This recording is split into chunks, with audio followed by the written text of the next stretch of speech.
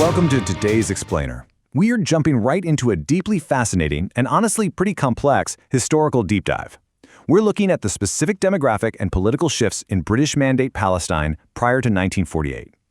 To truly grasp the roots of the modern Middle East, we really have to untangle these parallel and often totally conflicting tracks of diplomacy, immigration, and global alliances that define this critical window in time. Okay, let's dive into this. Here's our historical roadmap for today.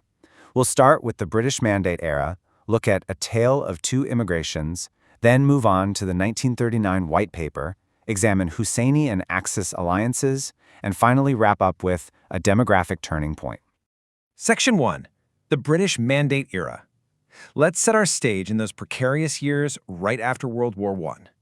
To really understand the massive demographic shifts of this era, we need to orient ourselves chronologically, because this period was defined by tracks running in parallel that were highly conflicting. So in 1922, the League of Nations establishes the mandate. Fast forward to 1933, the rise of the Nazi Party in Germany fundamentally alters the urgency of Jewish immigration, which leads to the Haavara Agreement. Then by 1939, global tensions are absolutely peaking as Britain issues its infamous White Paper, fundamentally changing immigration laws, and right in the thick of World War II in 1941, prominent Arab nationalist leader Amin al-Husseini travels to Berlin. These aren't just isolated events, right? They are deeply interconnected gears driving a massive demographic engine.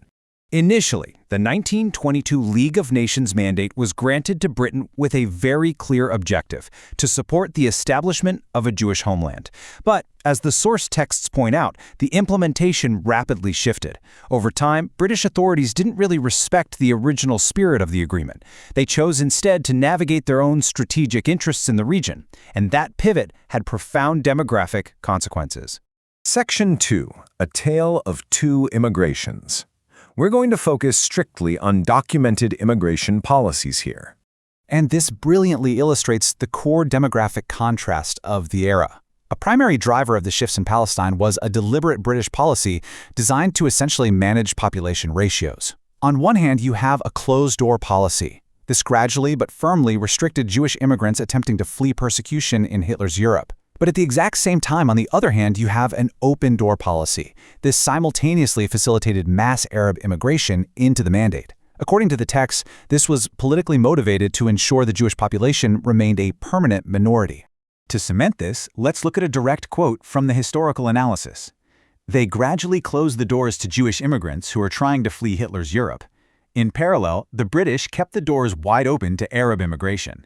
This perfectly highlights the dual nature of British strategy at the time, actively restricting one group while facilitating the entry of another. Section 3. The 1939 White Paper. This is where we see these demographic strategies officially codified into British law. The 1939 White Paper was, it was a total watershed moment. The strategic and political motivations detailed in the sources were crystal clear. The British objective was to create an independent Palestine governed by Arabs and Jews in proportion to their numbers. But think about what that means in practice. By simultaneously capping Jewish immigration, the mathematical result effectively trapped the Jewish population as a permanent minority. The text indicate the ultimate goal here was to facilitate the creation of an Arab Muslim state. So the crucial point is captured in this incredibly powerful quote from the sources. There is no doubt that the defense of the White Paper came far ahead of any considerations regarding the possibility of opening Palestine for the suffering Jews, for the simple reason that this suffering elicited no sympathy whatever among British officialdom. The text is pointing to a pretty grim historical reality here. British geopolitical aims strictly superseded humanitarian rescue efforts, even at the very height of the Holocaust. Section 4. Husseini and Axis alliances. Let's shift our focus to the parallel track of Arab nationalist leadership during this exact same time frame. The central figure here is Amin al-Husseini, the Grand Mufti of Jerusalem. Fascinatingly, despite his role in inciting anti-Jewish riots back in 1920, the British actually pardoned him and appointed him to his position in 1921. That gave him a massive platform.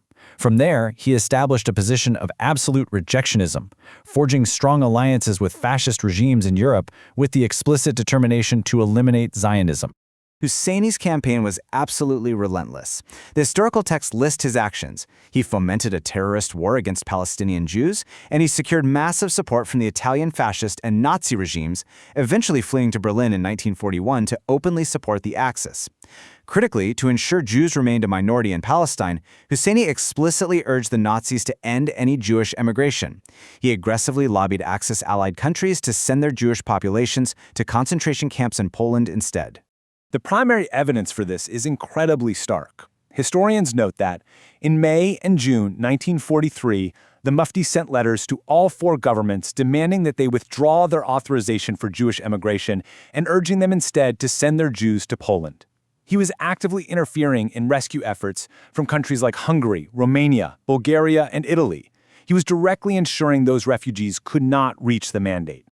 Just to illustrate the absolute severity of Husseini's rejectionism, we can look at his wartime radio broadcasts from Berlin.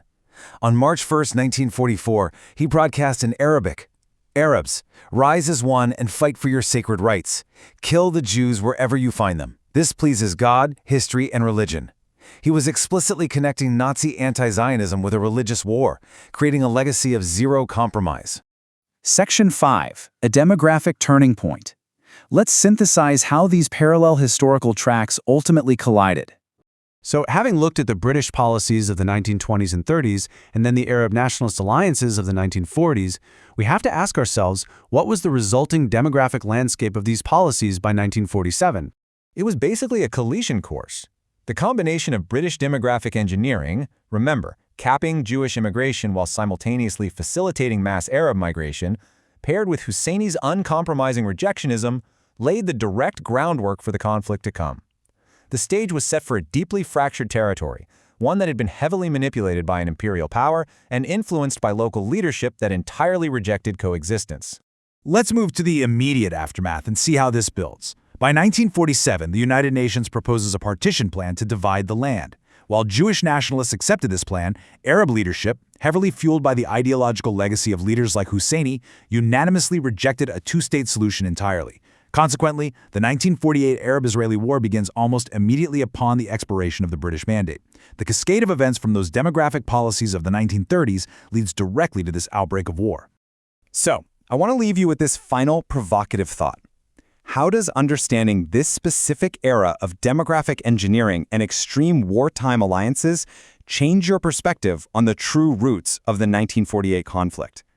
History is rarely simple, right? And by examining these primary sources, we gain a much clearer understanding of the forces that shaped the modern world.